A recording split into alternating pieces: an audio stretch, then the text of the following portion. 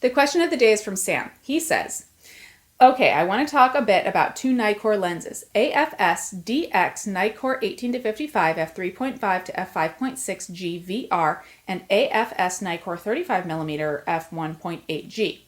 Now, as far as I understand, the prime lens is fast lens compared to the zoom, as its aperture opens all the way up to f1.8, while the zoom is f3.5 at 18mm and f5.6 at 55mm. My question is, if I set the zoom to 35mm and the prime at f5.6, will I get the same picture quality? I am guessing that the prime will give me a sharper image. Am I right? And why? Also, the prime does not come with VR while the zoom does. So how will this affect the lens when shooting handheld at low shutter speeds?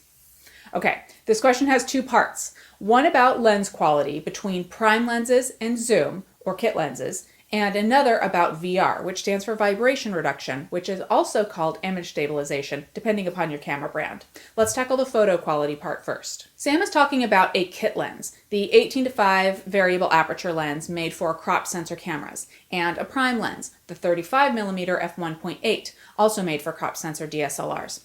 My answer, though, applies to, dare I say, all kit lenses and prime lenses, no matter your brand. In fact, I have the Canon 18-55 here and the Nikon 35mm. So if you set your 18-55 variable aperture kit lens to 35mm at f5.6 and set your 35mm f1.8 lens to the same aperture at f5.6, imagine that all other settings are equal. The prime lens will give you a sharper image.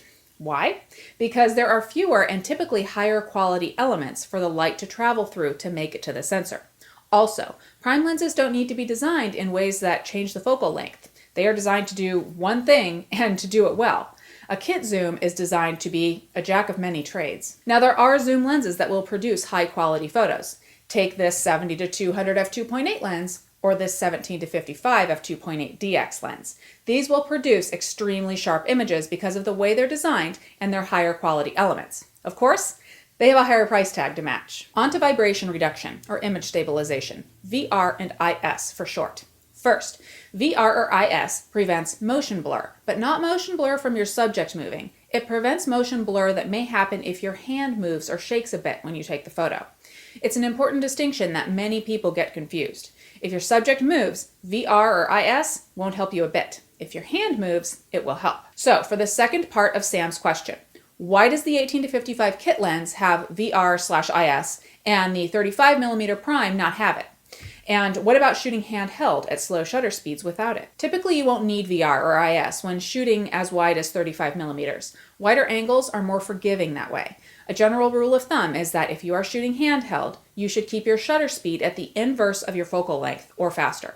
So if you're shooting at 35mm, you would shoot at 1/35 or faster.